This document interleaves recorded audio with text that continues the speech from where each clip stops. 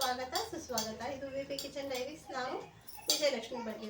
ಇವತ್ತು ನಮ್ಮ ಫ್ರೆಂಡು ಗಿರಿಜಾ ಅಂತ, ಅವರು ವಿಶೇಷವಾದ ಮಲೆನಾಡಿನ ಸ್ಪೆಷಲ್ ಸಾಸಿವೆ ಬುತ್ತಿ, ಬಿಳಿ ಬುತ್ತಿ ಅಂತ ಮಾಡ್ತಾರ.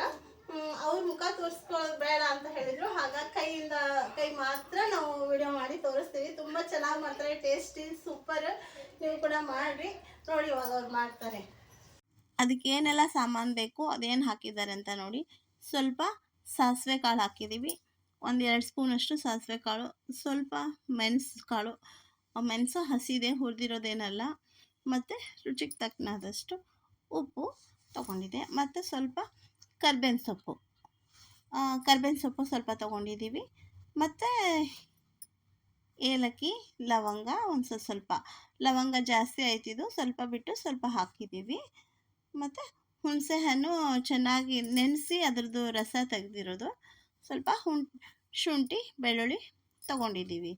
ಎಲ್ಲನೂ ಮಿಕ್ಸಿ ಮಾಡ್ಕೋಬೇಕು. ಇವಾಗ ಅದಕ್ಕಿಂತ ಫಸ್ಟು ಹುಣಸೆ ಹಣ್ಣನ್ನು ಎಲ್ಲ ನೀರಲ್ಲಿ 1-2 ಅವರ್ ನೆನೆಸಿ ಚೆನ್ನಾಗಿ ಕಿವುಚ್ಕೊಂಡು ರಸ ತೆಗೆದು ಅದ್ರ ಗಟ್ಟಿಯಾಗಿರೋಂಥ ರಸನ ಒಲೆ ಮೇಲಿಟ್ಟು ಚೆನ್ನಾಗಿ ಗಟ್ಟಿ ಆಗೋ ಥರ ಸ್ವಲ್ಪ ಉಪ್ಪು ಹಾಕಿ ಕುದಿಸ್ಕೋಬೇಕು.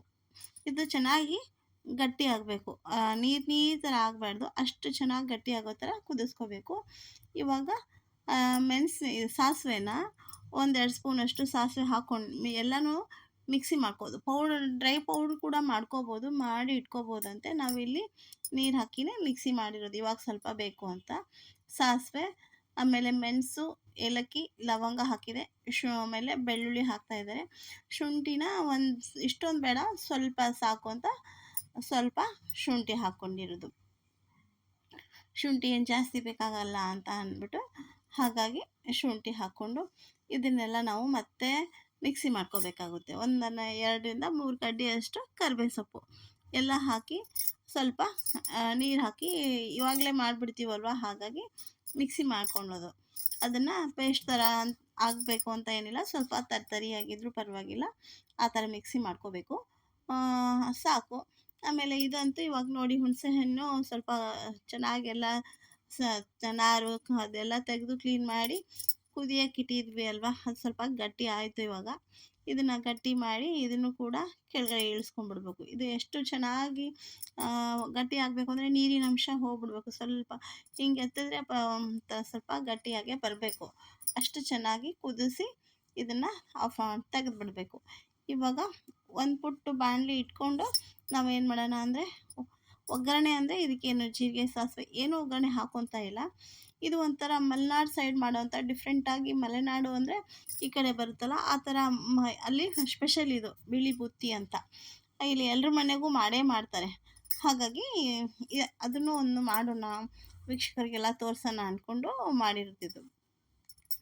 ಎಣ್ಣೆ ಸ್ವಲ್ಪ ಅಂದರೆ ಸ್ವಲ್ಪ ಅಲ್ಲ, ಸ್ವಲ್ಪ ಜಾಸ್ತಿನೇ ಹಾಕೋಬೇಕು. ಎಣ್ಣೆ ಹಾಕ್ಕೊಂಡು ಸ್ವಲ್ಪ ಬೆಳ್ಳುಳ್ಳಿ ಸಣ್ಣಗೆ ಕಟ್ ಮಾಡಿ, ಜಾಸ್ತಿ ಬೆಳ್ಳುಳ್ಳಿ ಸ್ವಲ್ಪ ಅಲ್ಲ, 4-5 ಗಡ್ಡೆ ಬೆಳ್ಳುಳ್ಳಿನ ಸಣ್ಣಗೆ ಕಟ್ ಮಾಡಿ ಹಾಕಿ, ಕರ್ಬೇವಿನ ಸೊಪ್ಪು ಹಾಕಿ ಇದನ್ನು ಕಂದು ಬಣ್ಣಕ್ಕೆ ಬರೋವರೆಗೂ ಬಿಡೋದು ಬೇಕಾಗಿಲ್ಲ. ಸ್ವಲ್ಪ ಎಣ್ಣೆ ಎಲ್ಲ ಸ್ವಲ್ಪ ಬೆಂದ್ಕೊಂಡ್ರೆ ಸಾಕು. ಆಮೇಲೆ ಎಲ್ಲ ಮಿಕ್ಸಿ ಮಾಡಿ ಇಟ್ಕೊಂಡಿದ್ದೀವಲ್ಲ, ಇದನ್ನು ಹಾಕಬೇಕು. ಅಷ್ಟೊತ್ತಿಗೆ ನಾವು ಒಲೆ ಬಂದ್ ಎಲ್ಲ ಆಫ್ ಮಾಡಿ ತೆಗೆದುಬಿಡಬೇಕು.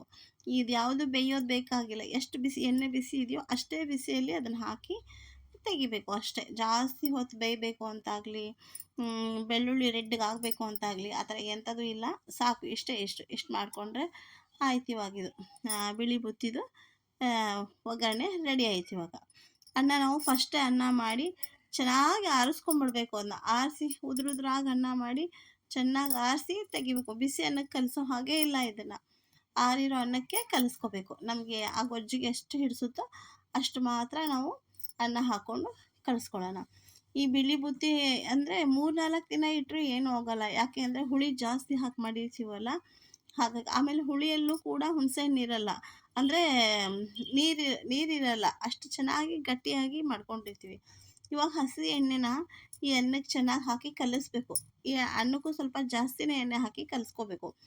ಅನ್ನ ಮಾಡಿ ಆರಿಸಿ ತಣ್ಣಗಾದ್ಮೇಲೆ ಉದುರಾಗಿರೋಂಥ ಅನ್ನಕ್ಕೆ ಸ್ವಲ್ಪ ಎಣ್ಣೆ ಹಾಕಿ ಮೊದಲು ಅನ್ನ ಎಲ್ಲ ಮಿಕ್ಸ್ ಮಾಡ್ಕೋಬೇಕು. ಹಸಿ ಕಡಲೆಕಾಯಿ ಎಣ್ಣೆ ಅನ್ನ ನೀಟಾಗಿ ಎಲ್ಲ ಮಿಕ್ಸ್ ಆಗಬೇಕು. ಸ್ವಲ್ಪ ಎಣ್ಣೆ ಜಾಸ್ತಿ ಹಾಕ್ಕೊಂಡು ನೀಟಾಗಿ ಕಲಿಸ್ಕೋಬೇಕಾಗುತ್ತೆ. ಯಾರೆಲ್ಲ ವಿ ಪಿ ಕಿಚನ್ ಡೈರೀಸ್ನ ಸಬ್ಸ್ಕ್ರೈಬ್ ಮಾಡದೆ ನೋಡ್ತಾ ಇದ್ದೀರಾ, ಮರೀದೇನೆ ಪ್ಲೀಸ್ ಸಬ್ಸ್ಕ್ರೈಬ್ ಮಾಡ್ಕೊಂಡು ನೋಡಿ, ಸಬ್ಸ್ಕ್ರೈಬ್ ಮಾಡ್ಕೊಳ್ಳಿ ಅಂತ ಹೇಳೋಕ್ಕೆ ಇಷ್ಟಪಡ್ತೀನಿ. ಮತ್ತು ಇವಾಗ ಅದು ಗೊಜ್ಜುನ ಅಂದರೆ ಹುಣಸೆಹಣ್ಣೆಲ್ಲ ಚೆನ್ನಾಗಿ ಎಷ್ಟು ಗಟ್ಟಿಗೆ ನೋಡಿ, ಎಷ್ಟು ಚೆನ್ನಾಗಿ ಗಟ್ಟಿಗಾಗಿದೆ, ಇಷ್ಟು ಗಟ್ಟಿ ಮಾಡ್ಕೋಬೇಕು ಹುಣಸೆಹಣ್ಣ. ಅದನ್ನು ಹುಣಸೆಹಣ್ಣನ್ನು ನಾವು ಅನ್ನಕ್ಕೆ, ಆರಿರೋ ಅನ್ನಕ್ಕೆ ಕಡಲೆಕಾಯಿ ಎಣ್ಣೆ ಹಾಕಿ ಕಲಸಿ ಆಮೇಲೆ ಹುಣಸೆಹಣ್ಣು ಹಾಕಿ ಕಲಿಸ್ತಾ ಇರೋದು. ಇದನ್ನೆಲ್ಲ ಮಿಕ್ಸ್ ಮಾಡಿಕೊಂಡು ನೀಟಾಗಿ ಆಮೇಲೆ ಗೊಜ್ಜು ಹಾಕೋದು. ಇವಾಗ ನೋಡಿ ಅನ್ನ ಎಲ್ಲ ಮಿಕ್ಸ್ ಆಯಿತು, ಎಣ್ಣೆ ಮತ್ತು ಹುಣಸೆಹಣ್ಣಿಂದ ರಸ ಎಲ್ಲ ಮಿಕ್ಸ್ ಆಗಿ ಕರೆಕ್ಟಾಗಿ ಮಿಕ್ಸ್ ಆದಮೇಲೆ ನಾವಿಲ್ಲಿ ಅದು ಗೊಜ್ಜು ಮಾಡಿ ಇಟ್ಕೊಂಡಿದ್ವಲ್ಲ ಅದನ್ನು ಹಾಕಬೇಕು. ಈ ಅನ್ನಕ್ಕೆ ಎಷ್ಟು ಗೊಜ್ಜು ಬೇಕಾಗುತ್ತೋ ಅಷ್ಟು ಮಾತ್ರ ಗೊಜ್ಜು ಹಾಕ್ಕೋಬೇಕಾಗುತ್ತೆ. ಹಾಕ್ಕೊಂಡು ನೀಟಾಗಿ ಕಲಿಸ್ಕೋಬೇಕು. ಎಲ್ಲ ಕಲಸಾದ್ಮೇಲೆ ಒಂಚೂರು ಟೇಸ್ಟ್ ಮಾಡಿಕೊಂಡು ಉಪ್ಪು ಸರಿಯಾಗಿದೆಯಾ ಅಲ್ವಾ ನೋಡ್ಕೋಬೇಕು. ಇಲ್ಲ ಕಮ್ಮಿ ಆಗಿದೆ ಇವಾಗಲೇ ಒಂದು ಸ್ವಲ್ಪ ಹಾಕಿ ಕರೆಕ್ಟಾಗಿ ಮತ್ತೆ ಕಲಿಸ್ಕೋಬೋದು. ಈ ಅನ್ನ ನೀವು ಕೂಡ ಮಾಡಿ. ತುಂಬ ಏನು ಜಾಸ್ತಿ ಸಾಮಾನೇ ತೊಗೊಂಡಿಲ್ಲ ಅಲ್ವಾ, ನೀವೇ ನೋಡಿದ್ರಲ್ವ.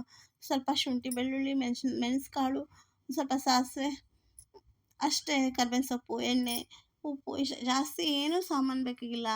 ಅಷ್ಟೇ ನೀಟಾಗುತ್ತೆ, ಚೆನ್ನಾಗಾಗುತ್ತೆ. 2-3 ದಿನ ಇಟ್ಕೊಂಡು ತಿನ್ಬೋದು. ಇಷ್ಟೇ ಇದು. ಬನ್ನಿ ಇವಾಗ ನೋಡಿ ಇದು ಬಿಳಿ ಬುತ್ತಿ ಅಂತ ಹೇಳ್ತಾರೆ. ಅದು ಬಿಳಿ ಬುತ್ತಿ ತುಂಬ ಕಮ್ಮಿ ಸಾಮಾನು ಯೂಸ್ ಮಾಡಿ ಸೂಪರಾಗಿ ಮಾಡೋವಂಥ ಬಿಳಿ ಬುತ್ತಿ. ತುಂಬ ಟೇಸ್ಟಿಯಾಗಿ ಸಖತ್ತಾಗಿದೆ. ಮತ್ತು ಇದು ನೀವು ಕೂಡ ಮನೇಲಿ ಮಾಡಿ ಹೇಗೆ ಬಂತು ಅಂತ ಲೈಕ್, ಶೇರ್, ಕಮೆಂಟ್ ಮಾಡಿ. ಮತ್ತು ಮರೀದೇನೆ ಸಬ್ಸ್ಕ್ರೈಬ್ ಮಾಡ್ಕೊಳ್ಳಿ ಅಂತ ಹೇಳ್ತೀನಿ. ಇಷ್ಟೊತ್ತವರೆಗೂ ಪ್ರೀತಿ, ಸಹನೆ, ತಾಳ್ಮೆಯಿಂದ ಈ ವಿಡಿಯೋ ನೋಡಿದ್ದಕ್ಕೆ ನಿಮಗೆಲ್ರಿಗೂ ತುಂಬ ತುಂಬ ಧನ್ಯವಾದ.